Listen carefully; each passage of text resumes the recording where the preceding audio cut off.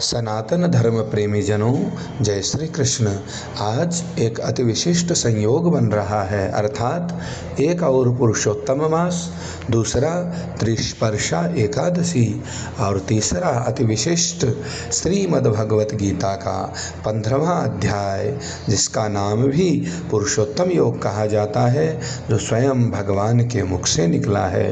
गीता के सबसे पवित्र और महत्वपूर्ण अध्यायों में से यह एक है। भले ही यह आध्यात्मिक गहराई से भरा हुआ अध्याय है, किंतु बच्चों के जीवन को संवारने, उनकी बुद्धि को तीव्र करने और उन्हें एक अच्छा मानव बनाने के लिए इसमें कई व्यवहारिक सीख छिपी हैं।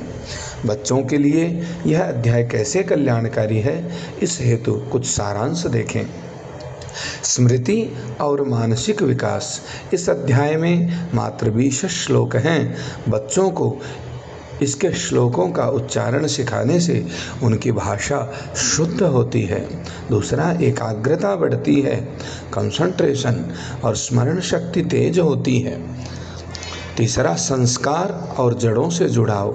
यह अध्याय बच्चों को सिखाता है कि जिस तरह एक सशक्त वृक्ष उसकी जड़ें उसके लिए आवश्यक हैं, उसी तरह जीवन में सफल होने के लिए माता पिता, गुरु और अपने संस्कृति संस्कारों से जुड़ना कितना आवश्यक है। चौथा, अहंकार से मुक्ति। बच्चे खेलकूद अथवा पढ़ाई में प्रायः जय पराजय, हार जीत को लेकर तनाव में आ जाते हैं। यह अध्याय उन्हें सिखाता है कि सब कुछ ईश्वर की कृपा से है, जिससे उनमें विनम्रता, ह्यूमिलिटी आती है और वे घमंड अथवा डिप्रेशन से बचे रहते हैं। पांचवा, सकारात्मक ऊर्जा, पॉजिटिव एनर्जी। इसके नियमित पठन एवं श्रवण से बच्चों के आसपास का वातावरण शांत और सकारात्मक बनता है, जिससे उनका मन पढ़ाई में अच्छा लगता है। अब 15वें अध्याय पुरुषोत्तम योग का सरल सारांश देखते हैं। भगवान श्री कृष्ण ने इस अध्याय में पूरे संसार और जीवन को बहुत ही सुंदर तरीके से समझाया है। इसके मुख्य बिंदु इस प्रकार हैं। प्रथम, संसार का उल्टा पेड़, अश्वत्थ वृक्ष।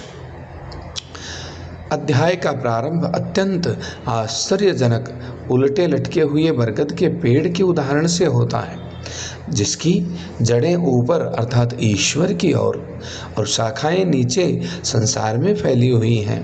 बच्चों के लिए सीख। इस संसार में जो कुछ भी हम देखते हैं, उसका मुख्य स्रोत ईश्वर, हमारी जड़ें, हमारे संस्कार हैं। अगर जड़ें, संस्कार मजबूत होंगे, तभी जीवन रूपी वृक्ष पर सफलता के अच्छे फल लगेंगे। दूसरा, आसक्ति, अटैचमेंट को काटना। भगवान कहते हैं कि इस संसार रूपी पेड़ के बंधनों को वैराग्य की कुल्हाड़ी से काटना चाहिए। बच्चों के लिए सीख। यहाँ वैराग्य का अर्थ सब कुछ छोड़ना नहीं है, अपितु गलत बुरी आदतों, आलस्य, मोबाइल आदि की लत और अनावश्यक की जिद, ग्रीड को अपने जीवन से काटना है। तीसरा, ईश्वर की सर्वव्यापकता, हर जगह भगवान है। श्री कृष्ण अर्जुन से कहते हैं कि सूर्य, चंद्रमा और अग्नि में जो तेज है वह मेरा ही है। मैं ही अन्न को पचाने वाली जठराग्नि, डाइजेस्टिव फायर हूँ, और मैं ही सब जीवों के हृदय में स्मृति, मेमोरी और ज्ञान, नॉलेज बनकर रहता हूँ। बच्चों के लिए सीख। बच्चों को यह समझना चाहिए कि उनके भीतर जो बुद्धि, टैलेंट और ताकत है वह भगवान का ही रूप है। इसलिए अपनी ऊर्जा का उपयोग हमेशा अच्छे कार्यों में और पढ़ाई में करना चाहिए। चौथा, क्षर, अक्षर और पुरुषोत्तम, सर्वोच्च शक्ति हैं। अंतिम श्लोकों में श्री भगवान 3 बातें बताते हैं। क्षर अर्थात नष्ट होने वाला शरीर और ये संसार, अक्षर कभी न मरने वाली वो आत्मा, और पुरुषोत्तम इन दोनों से परे स्वयं भगवान जो सर्वोच्च परमात्मा है। निष्कर्ष, बच्चों के कल्याण के लिए इस अध्याय का सार यही है कि वे समझें कि उनका शरीर, ये आयु भले ही छोटा है, किंतु उनके अंदर की आत्मा अत्यंत शक्तिशाली है। यदि वे अच्छे संस्कार अपनाएंगे, बड़ों का आदर करेंगे और अपनी पढ़ाई को भगवान की ही पूजा मानकर करेंगे तो वे जीवन में पुरुषोत्तम, पुरुषों में उत्तम, बेस्ट ह्यूमन बीइंग बन सकेंगे। बच्चों को प्रतिदिन इस अध्याय के कम से कम 1-2 श्लोक अर्थ सहित समझाने से उनके चरित्र का निर्माण अत्यंत ही सुंदर तरीके से होता है। इसी विश्वास के साथ कि इस पुरुषोत्तम प्रयोग को हम अपने बच्चों एवं इष्ट जनों के कल्याण हेतु अवश्य करेंगे। श्री पुरुषोत्तम भगवान की जय जय।